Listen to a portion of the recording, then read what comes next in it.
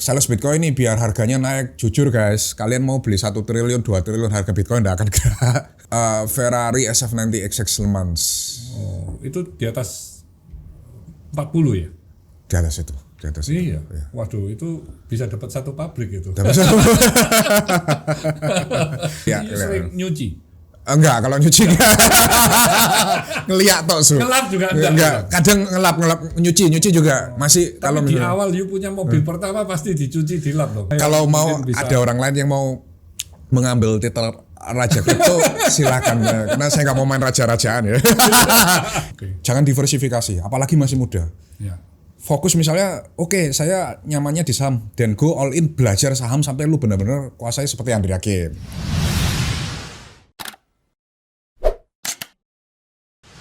Nah ini Ray ini juga berhasil meraih pendanaan dari Max Ventures ya? Maxi Ventures. Maxi Ventures. Dia ini exchange valuasi global. 3,2 triliun ini perusahaan yang mana ini, Ray? Dari grup kita pokoknya. Kan overall ini dia masuk ke grup kita, jadi semua jadi dia sudah invest di Ray sebagai partner, sebagai shareholder juga.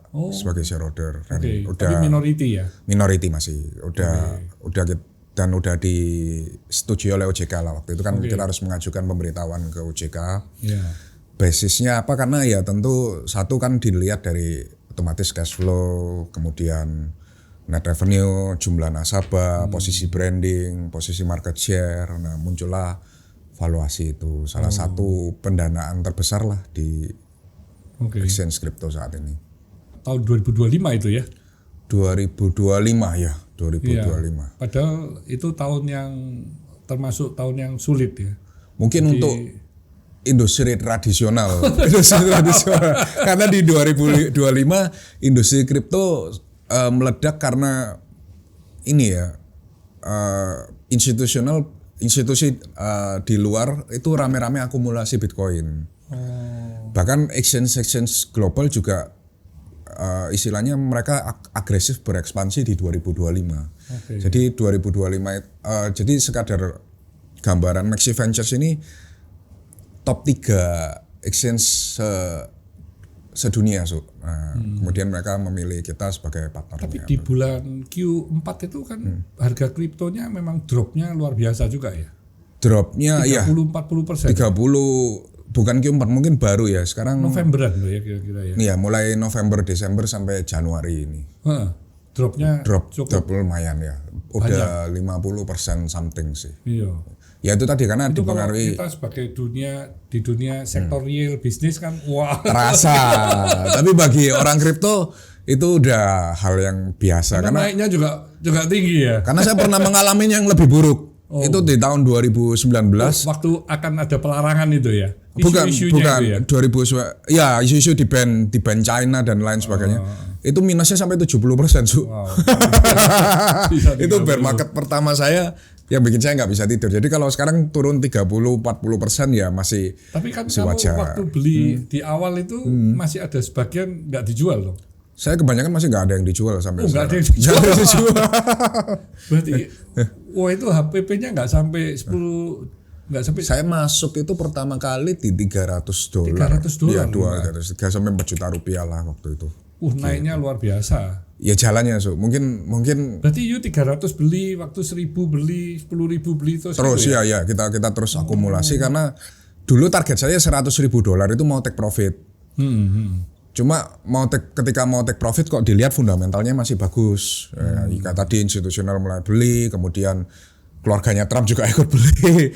Ya masa kita jual sekarang semua lagi pada akumulasi, masa kita jualan gitu kan. Jadi mungkin nanti dulu mimpinya 100.000 mau take profit ya kan. Tapi begitu 100.000 kita lihat kok fundamentalnya masih bagus ya, kita sambil analisa. Ya, kita analisa dulu. Saya juga bukan yang terlalu fanatik kalau sampai ada fundamental yang berubah dari investasi Bitcoin ini, otomatis saya juga pasti akan rotasi ke aset lain. Dan jual itu sangat liquid ya? Sangat liquid, Karena nggak hanya Indonesia tapi karena bisa dunia. Satu dunia, betul. Dan exchange seperti Thrift dan exchange lainnya ini likuiditasnya tergabung dengan exchange lain global satu dunia. Karena kan kripto itu global kan, jaringannya kita bisa kirim dari Indonesia ke US, ke Singapura, kemana-mana kan secara global. Jadi 1 triliun di beli 1 triliun rupiah di Bitcoin ya jujur ngomong harganya nggak akan gerak. Oh, jual beli Iya jual beli 1 triliun nggak akan gerak. Jadi makanya kadang yang orang awam selalu bilang kan, oh iya ini sales Bitcoin karena sales Bitcoin ini biar harganya naik. Jujur guys, kalian mau beli 1 triliun, 2 triliun harga Bitcoin nggak akan gerak. Karena si seller aja beli 400 juta sekitar 6 triliun harganya juga nggak gerak gitu loh. Kalian mau suntik berapa sampai bisa gerakan Bitcoin? Dan mau beli mau jual itu memang ada bid and sell-nya itu kelihatan. Iya kelihatan. Oh jadi kita tahu, kita bisa beli. Betul. Karena kalau yang jualnya dikit, berarti kita bisa pasang harga lebih tinggi. Tapi kalau Bitcoin, nah ini. Oh bukan begitu ya? Kalau Bitcoin buy dan bid-nya itu sangat tebal Oh. Tebal sekali. Jadi pasti adanya. Pasti ada, nggak mungkin nggak. Kalau Bitcoin dan harganya macam-macam gitu. Iya harganya macam-macam. Iya sama seperti order book saham kan, yang blue chip ya kan pasti tebel gitu kan. Nah bayangkan market cap Bitcoin yang udah segede ini ya otomatis order booknya sangat tebel. Iya. Ya, saya bikin rata kanan capital kemarin. Oh rata kanan capital. Ya. Apa itu rata kanan? Jadi capital? kita fokus berinvestasi di bidang wellness.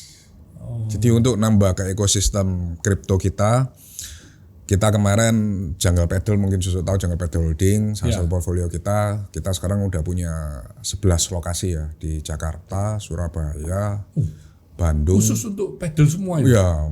Cepet banget kamu berarti itu enggak awali itu duluan? Bukan, saya invest di mereka yang udah existing running. Mereka kan first mover. First mover di dunia padel kan. Jungle paddle. Semuanya pakai jungle paddle. Iya, semua jungle paddle. Kemudian kita invest ke sana. Kemudian kedua kita juga invest yang terakhir itu di Top Golf. Top Golf yang di Fatmawati. Kan jualan ini alat-alat untuk beda. Golf. Ada Top Golf yang retail. Beda kepemilikan. Memang namanya sama tapi ini beda. Top Golf yang apa ini? Top Golf yang driving range. Driving range? Khusus dia bangun driving range? Driving range itu merek dari luar. Jadi ada di Dubai, ada di US. Yang kamu invest yang di mana? Yang di Indonesia. Di mana dia? Di Fatmawati. Oh di Jakarta aja? Iya di Jakarta. Itu driving range paling mewah se-Jakarta. Bintang 5. Cuman satu aja? Cuma satu aja. Itu bukan grupnya yang di Arjuno itu ya? Oh bukan, beda. Lagi? Beda. Ini Top Golf yang memang khusus untuk driving range. Ada saya sama beberapa shareholder lainnya itu driving range termewah di Jakarta Selatan. Luas tanahnya 3,6 hektar. Itu ada kapasitasnya 102 bay. Jadi kalau susulnya ada mesinnya yang bisa kalau kita mukul cas gini ya, dia bisa nge-track bolanya sejauh mana. Kalau driving range yang biasa kan mukul ya udah kita kelihatan bolanya di mana. Kalau ini kita bisa track kemana. Jadi you invest di Top Golf itu sudah ada Top Golfnya waktu you invest sudah itu ada. Sudah berjalan. Ya. Saya selalu invest di sesuatu yang sudah berjalan. Oh, tapi minority ya? Enggak minority, lumayan. Oh, you majority-nya? Enggak majority juga, menengah. Kalau minority kan enggak ada suara, jangan. Okay. Jadi ya biasanya saya equal dengan founder-founder lain, saya equal. Tapi you bertiga atau berdua itu? Mana Top Golf? Top Golf bertiga. Oh, bertiga. Bertiga Top Golf. Loh, saya kan di Taman Dayu lagi mau launching ini. Jadi di driving range-nya kami pakai Trackman. Oh, itu mesin juga ya yang untuk Trackman pakai mesin ya, otomatis juga ballnya. Ini dua lantai. Dua lantai. Kan ada satu mesin yang kita ketika mukul ces dia bisa tracking bolanya kemana itu. Bisa, itu bisa. Ketahuan. Berapa mesinnya satu kalau di situ? Waduh, saya nggak ngikutin, gitu ya? Tapi kalau di Top Golf investasinya mahal sekali. Iya, karena saya tahu waktu di OPEX-nya Top Golf itu satu mesin yang untuk tracking bolanya itu 1.400 juta. Oh iya, miliatan. Jadi mesinnya doang miliatan. Bisa bermain golf di seluruh dunia. Iya. Di situ sudah dimasukkan di softwarenya. Iya, mirip berarti. Iya, mirip. Main di mana? Iya. Terus you main sudah. Nanti terrekod. Berarti mirip. Di Top Golf juga sama kayak gitu. Iya. Cuma belum buka ini, mau buka. Mau buka ya. Nanti saya mampir nanti ya. Iya. Terus yang ketiga kita juga ada aliansi strategis Sata Kanan sama Ismaya. Jadi Ismaya Group. Oh, Ismaya kan resto ya. Ya, kita ada aliansi strategis. Resto kan ya. Ya, lifestyle. Kita bilangnya bukan resto ya, lifestyle ya. Kayak mungkin Osteria Gia yang di dekat sini kan ada. Terus kemudian yuk masuk di Ismayanya. Iya, kita aliansi dengan Ismaya Groupnya. Bukan masuk ke restonya Ismaya. Oh enggak, bukan. Jadi berarti kita ada masuk di holdingnya. Kita kerjasama dengan holdingnya ya, kerjasama dengan holdingnya. Jadi kalau member nasabah Thrift yang ada di ekosistem kita sama CryptoWave, main golf diskon 5%, main jungle diskon 5%, makan di Ismaya Group 15%. Nah makanya kita bikin seperti sebuah ekosistem dan mungkin bentar lagi kita juga akan masuk ke dunia gym, market berikutnya. Berarti yang tadi Top Golf itu juga ada lapangan golfnya nggak? Enggak, driving range saja. Tapi 3,6 hektar luas tanahnya. Kan panjang besar sekali. Nanti mampir lah kapan-kapan. Ya. Kami di Taman Dayu itu juga besar sekali driving Berapa range-nya. driving range total? Kalau total kan 70 hektar ya. Enggak, yang untuk driving range-nya. Driving range mungkin ya kurang lebih 3-4 hektar 3-4 hektaran ya, sama ya berarti. Enggak pakai ini loh. Iya, enggak pakai iya. Benar-benar natural. Betul. Kan di gunung. Kan ada driving range yang kurang bagus ke tutup atasnya ini kan. Jadi kalau di kota aja. Iya kayak iya. Kadang orang kan nggak suka kan mukul kencang dikit udah kena atapnya. Iya. Jadi kan tertutup. Kalau di Top Golf kan benar-benar kita loss 3,6 hektar. Jadi mukul sekencang apapun. Berarti bukan di dalam kota ya? Bukan. Di mana itu tepatnya? Fatmawati. Jaksel. Itu Jakarta Selatan. Tetap di kota. Tetap di kota tapi kebetulan dapat lahannya yang bagus di situ. Oke. Ya. Nanti berarti Mas sudah penuh itu anunya. Yang main itu penuh sekali, 102 ya. Okupansi rata-rata Top Golf sekarang itu sekitar 60-70%. Bagus. Ya, segituan okupansi. Karena itu kan mulai pagi sampai malam ya. Iya, pagi sampai malam, Su. Iya. Terakhir juga saya lihat golf ini mungkin stabil ya, nggak kayak padel ya. Kalau padel mungkin ya. Golf ini padel jamur. Kalau golf ini saya ngeliat olahraganya stabil ya. Yang main golf itu ya loyal gitu loh. Belajarnya kan lama. Iya. Jadi kalau sudah belajar sudah bisa. Jadi ya, bukan olahraga musiman. Banyak orang yang mengira karena begitu orang masuk ke dalam ekosistem kita, misal masuk ke Top Golf, kita ngeliat returningnya itu selalu stabil gitu loh. Nggak fluktuatif. Kalau padel kemarin sempat fluktuatif kan sempat. Kita tertinggi kemarin okupansi lapangan padel kita itu 96%. Wow.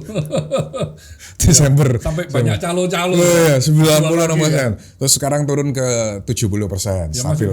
Iya, stabil di 70%. Tapi ini masih buka terus baru-baru di Surabaya ini. Enggak, tapi bakal segmented karena yang buka baru-baru ini biasanya nggak bagus lapangannya. Ya dibikin lapangan ala kadarnya. Jadi pasti ada yang segmented murah, yang cari murah ya yang harga 250.000. Kalau jungle kan sama SPH Plus by Ismaya kita tetap maintain harga kita middle up. Di Surabaya Barat aja berarti. Surabaya bakal ada 3. Yang di barat di Citraland, terus ada di Kertajaya, kemudian yang di tengah nanti ada juga di Surabaya. Kertajaya sudah buat. Sudah bentar lagi launching akhir Februari ini. Iya. Jadi saya lihat kalau dunia padel sih bakal segmented sih. Iya. Jadi maksudnya rata kanan capital itu yang investment ini ya? Iya, investment kita di dunia wellness, khusus wellness. Kenapa namanya kok rata kanan ini? Rata kanan itu artinya mentok kanan. Jadi mentok kanan. Karena kita punya prinsip kan go big or go home gitu kan. Jadi kalau kita bikin sesuatu harus benar-benar mentok rata kanan. Nah, kalau saya kan hobi mobil lah. Kalau saya nyepek mobil itu saya selalu spek mobil rata kanan, jadi paling mentok. Terus kemudian kalau kita di dunia kripto ada yang trading namanya full, kalau yakin nih dengan sebuah posisi kita full mentok rata kanan. Kanan jadi, itu buy terus. Berarti istilahnya kita bikin yang mentok lah paling bagus ya. Rata kanan capital. Iya.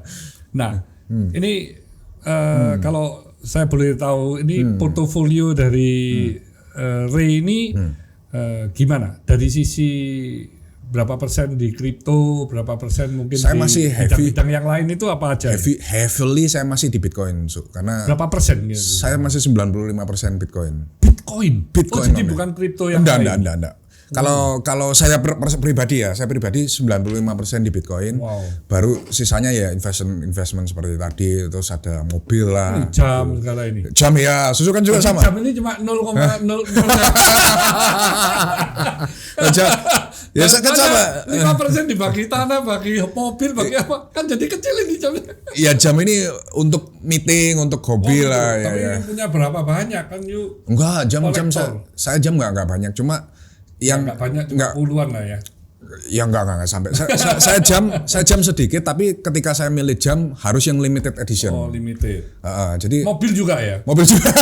Saya dengar you punya mobil di Surabaya paling mahal loh. Wah ya puji Tuhan. Kan Susu bisa juga beli benar ya. Kan punya helikopter juga kan. punya helipadnya. Iya. Kan masalahnya tinggal Susu mau beli apa enggak aja kan. Tergantung hobi orang kan beda. beda-beda. Apa kamu yang paling mahal itu ya? Ferrari SF90 XX Le Mans. Oh, itu di atas 40 ya? Di atas itu. Iya. Waduh, itu bisa dapat satu pabrik itu. Namanya hobi ya, Su ya. Kadang. Tapi memang karena langka tetap nggak naik meskipun naik sekarang tahunnya kan terus tambah lama tambah malah udah naik dari itu. Terakhir saya beli itu udah naik. Kemarin kan sempat di dunia ada berapa? Yang setir kanan cuma 20.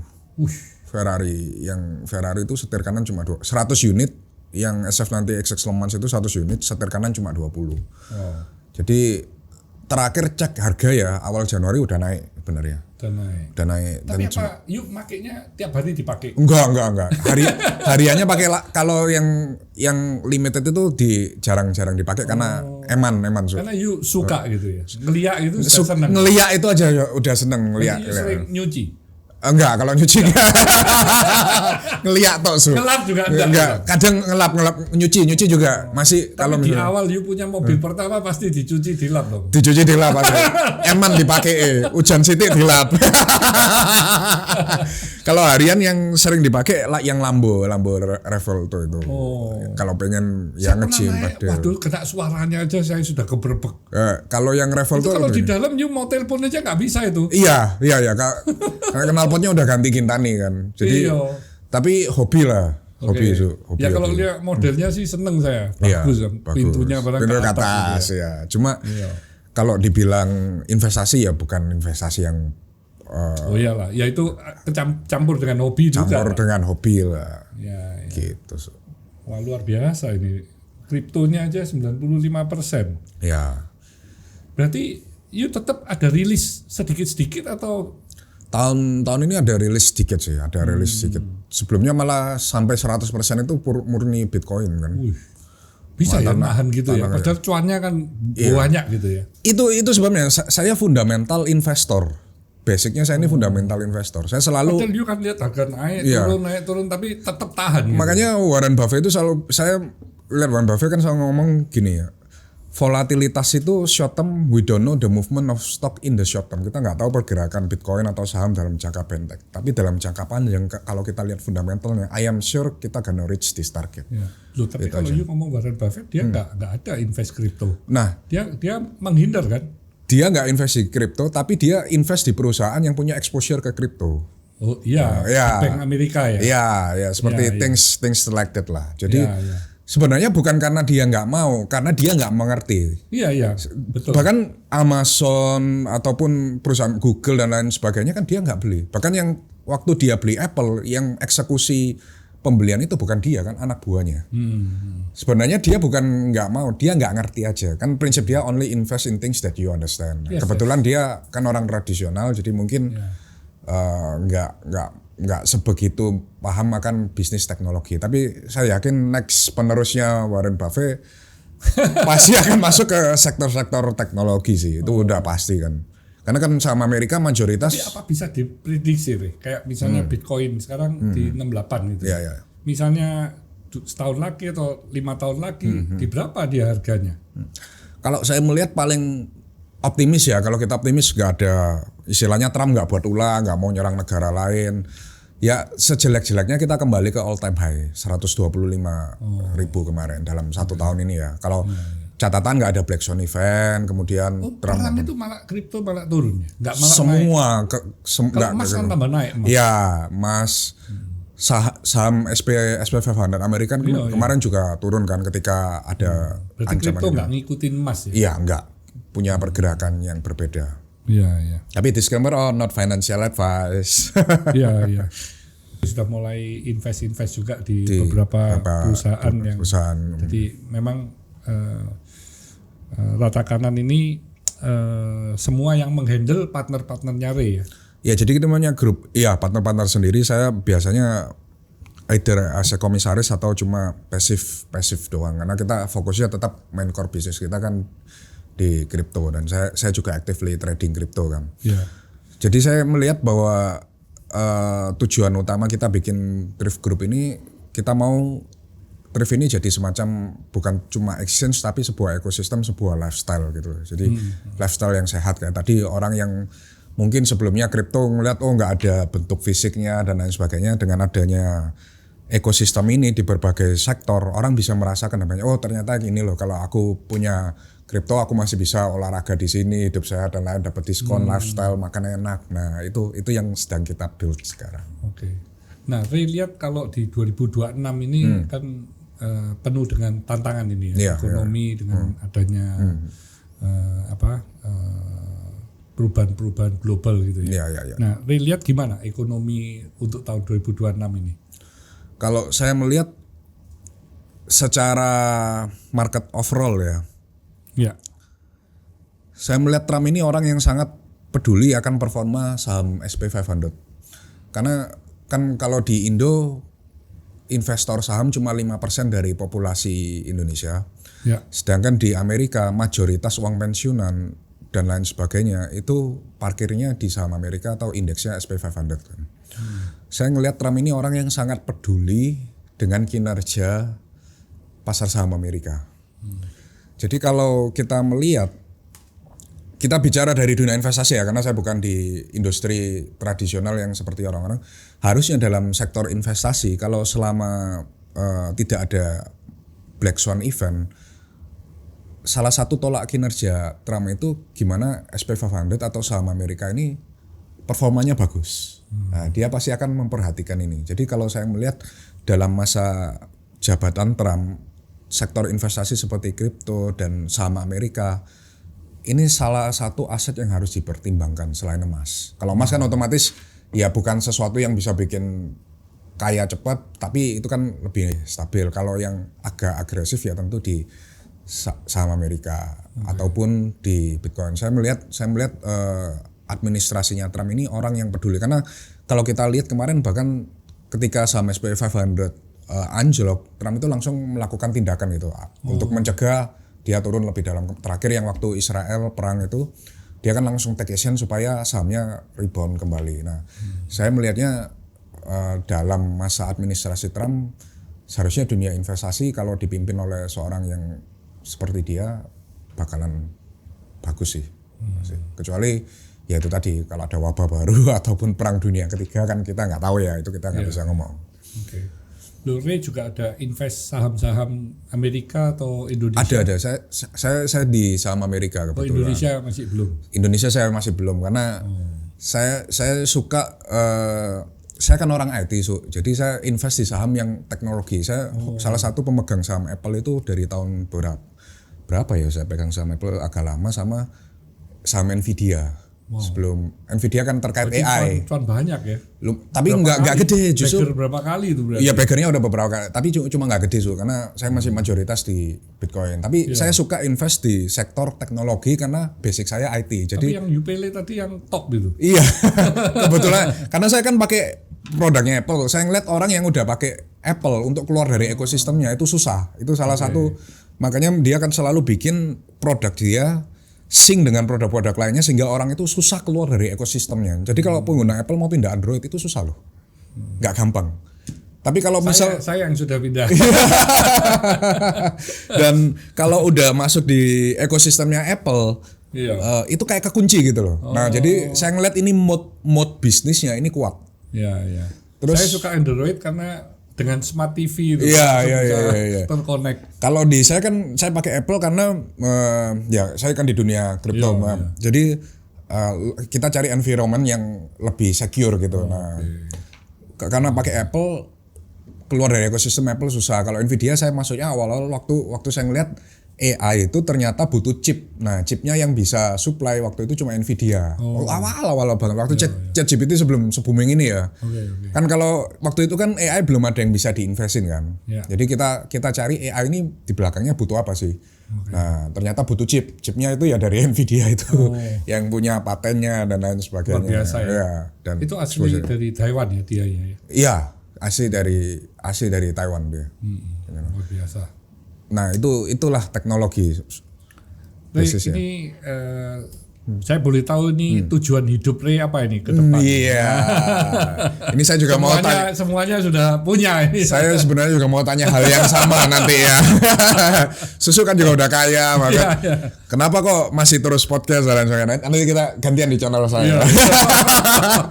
Kalau saya simple, benernya sempat kepikiran kita lebih enak off sosmed kan benernya saya. Ngomong fair. Iya. Off sosmed, hidup tenang. Kayak tadi di Taman Dayu ditunjukin foto-fotonya Gasti. Wah, kayak lukisan ya itu tadi bagus ya. Saya suka loh, saya suka. Sama udaranya bersih. Iya, itu. Bersih. Terus off sosmed, nggak ada yang tahu kita apa. Yang penting kita punya duit, kita bisa nikmati hidup enak. Tapi at this level, back lagi, money is just a number, ya kan. Kita ngelihat money itu just a number. Berikutnya yang penting itu adalah saya lihat itu legacy. Legacy ini yang nggak bisa dibeli uang. Ketika seorang Gabriel Ray ini nggak ada, apa yang bisa dikenang dari sosoknya, peninggalannya apa? Itu yang lagi saya kejar. Nah, saya mau jadi, saya pernah bilang ini, saya mau jadi crypto bros yang paling berdampak di Indonesia. Karena dulu kan dicap MLM, judi, dan disamakan dengan platform yang ilegal. Taulah yang binary yang sempat itu kan. Jadi sekarang tujuan saya ya legacy saya kita bikin Crypto with Media itu benar-benar gratis media kripto, bisa belajar kripto, kelas kripto, terus kemudian research itu beneran gratis, dan legacy ini yang nanti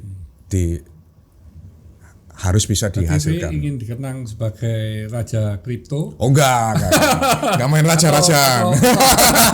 Atau investor muda yang kalau mau bisa. Ada orang lain yang mau mengambil titel raja kripto silakan, karena saya nggak mau main raja-rajaan ya. Yang penting kalau ditanya Gabriel Ray, karena di kripto itu ada julukan Crypto Bros. Nah, dulu Crypto Bros itu saya dihubungkan dengan orang yang kutu buku, terus wibu dan lain sebagainya. Saya mau jadi nanti Gabriel Ray itu Crypto Bros yang punya dampak di Indonesia. Nah, legacy itu yang lagi kita kejar, makanya kita bikin ekosistem ini. Sama seperti Apple bikin ekosistem sendiri, visi saya Thrift Group ini punya ekosistem sendiri juga gitu nanti. Makanya di kripto kan kita punya hulu sampai hilir kan, dari bursa, exchange, media, terus kemudian sekarang kita punya lifestyle yang kita integrasikan ke kripto. Jadi kripto ini udah bukan lagi cuma investasi tapi as a lifestyle. Itu goal tujuan akhir saya. Luar biasa, Ray. Ini saya lihat kamu meskipun masih muda tapi di usia 24-25 sudah punya pandangan jauh ke depan ya. Dan itu terus lakukan terus-menerus selama pengalaman di justru saya ngelihat saya invest kan beberapa perusahaan yang pitching ke rata kanan capital ya, ya. Saya selalu invest di founder yang punya ambisi. Yes. Ya, setuju nggak ya? Ya setuju, yang punya growth. Yang punya harus bertumbuh. Dia founder yang punya ambisi dibandingkan founder yang maksudnya dia cari aman. Iya. Ya. Saya itu paling suka invest di perusahaan. Iya, perusahaan yang foundernya masih aktif di perusahaannya. Iya. Jadi orang banyak tanya invest apa, bahkan Maxi Ventures waktu saya ketemu bosnya, after kita close the deal ya, saya tanya, ini kan kenapa pilih saya? Dia cuma jawab karena gua lihat dia bilang gitu. Dia salah satu billionaire di Singapura kan yang punya Maxi Ventures ini, orang Chinese juga, orang Chinese Singapura. Dia bilang karena I look at you not because of your company. Dia bilangnya gitu. Jadi waktu akhirnya saya mengerti itu, ketika saya mulai investasi berbagai perusahaan, saya selalu lihat founder yang berambisi dan masih involved di perusahaannya ini pasti bertumbuh. Iya. Tapi kalau foundernya udah mulai banyak tingkah ya, misalnya udah keluar dari main bisnisnya, bikin ini, biasanya saya nggak mau invest di sana. Iya. Itu. Tapi kelemahannya kalau perusahaan itu belum TBK yang kamu investin, kamu nggak bisa exit. Betul. Kita nggak bisa exit. Mesti kamu pikirkan. Nah itu nanti kita rencananya memang rencananya entahlah suatu saat ketika holding kan perusahaannya ini nggak bisa, tapi holdingnya rata kanan capitalnya kan bisa di IPO-in. Oh iya, Iya. yang punya kamu. Iya, yang iya. kamu invest Yang ini, dulu. iya, Itu iya, yang mesti iya. kamu pikir juga. Betul. Jadi memang yang you bisa invest kan you mesti bisa Betul, keluar betul. juga kan, nggak Betul, bisa betul. terus di dalam. Betul. Itu Oke, tujuan utama. Ray, ini dari Sobat Sukses bisa kasih apa ini mungkin pesan-pesan dari Ray ya, Pesan-pesan, kalau banyak ini Sobat Sukses yang punya aset dan ingin menjadi investor, apa yang mesti diperhatikan? Saya bagi dua. Yang pertama di bidang bisnis. Ini kata-kata yang selalu menancap di hati saya, Su. Waktu saya terima investment dari Singapore Billionaire ini, dia ngomong satu hal yang menurut saya, buat saya ini ya, nancap di hati. Dia ngomong, dia kan basicnya seorang venture capital kan, makanya dia dirikan Ventures, Maxi Ventures itu. Dia ngomong orang gagal itu alasannya macam-macam, tapi orang sukses alasannya selalu sama. Dia invest di ratusan perusahaan yang gagal A, B, C, D, E ini alasannya macam-macam. Tapi orang yang sukses di perusahaan-perusahaan yang dia invest selalu punya kesamaan. Konsisten dan pantang menyerah. Dan saya ngelihat kalau teman-teman mau berbisnis, itu rahasia yang menurut saya penting harus diperhatikan, itu konsisten. Nggak boleh mudi. Ya. Zaman kita, orang tua kita kalau didik kerja kan tahu sendiri kerasnya gimana didikan seorang pengusaha cindo kepada anaknya kan. Kalau zaman sekarang kan mungkin kerja itu masih ada Gen Z, kita ngeliat, bahkan saya ngeliat kemarin ada Gen Z yang buka usaha itu buka sesuai mood. Saya tuh itu kalau di zaman kita mungkin papa kita udah nyebet kita pakai sabuk atau gimana kan. Dulu saya kalau nggak kerja kan dimaki benar-benar kan.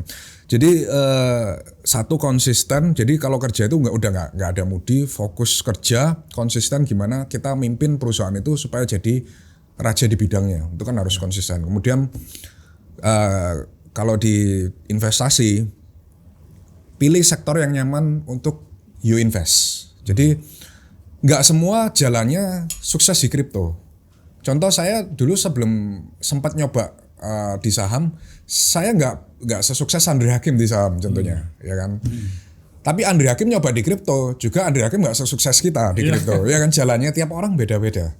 Jadi ada juga yang kayanya dari emas, ada juga yang kayanya dari tanah. Ada teman saya beli tanah di Mojokerto, cuma berapa juta per meter, terus tiba-tiba dibangun jalan raya di depannya, sekarang jadi puluhan juta per meter. Who knows gitu kan. Jadi kalau untuk di sektor investasi, saya tidak menyarankan untuk invest kalau muda ya, masih muda, diversifikasi. Itu malah nggak jadi, Jadi jangan, aku mau di kripto, aku mau di saham, aku mau di tanah. Enggak, jangan. Fokus di satu bidang yang menurut kamu menguasai, you understand, and you trust di sektor gitu loh. Jangan diversifikasi, apalagi masih muda. Fokus misalnya, saya nyamannya di saham, dan go all in belajar saham sampai lu benar-benar kuasai seperti Andri Hakim. Kalau di kripto ya benar-benar belajar mengerti fundamental kripto, cara kerja kripto macam-macam seperti seorang Gabriel Ray kan. Kalau lihat di Crypto Media ada kelas bersama Pak Ray kan, saya bagi-bagi ilmu saya gratis kan. Nah, kalau memang mau di properti ya mungkin belajar sama Pak Hermanto. Jadi jangan malah diversifikasi di usia muda. Itu malah nggak jadi, Kalau kan selalu ada peribahasa don't put all of your egg in one basket kan. Itu kalau lu udah kaya. Iya, kalau duit lu udah 100 miliar nih, lu mau standby 100 miliar, gua pecah ke emas, gua pecah ke lain sebagainya lah. Kalau duitnya masih belum segitu ya jangan diversifikasi, malah nggak jadi. Jadi kalau di investasi, saya selalu bilang ke semua investor muda, fokus di sektor yang kalian nyaman dan kalian ngerti. Itu kunci suksesnya. Gitu. Thank you nih Ray atas saya yang makasih udah waktunya ya. Jadi Sobat Sukses itu adalah saran dan masukan dari Ray ya. Jadi harus konsisten dan invest kepada bidang yang you memang benar-benar paham dan mengerti. Jadi luar biasa. Stay humble, stay positif, stay on fire. Stay rich, bungkus. Oke.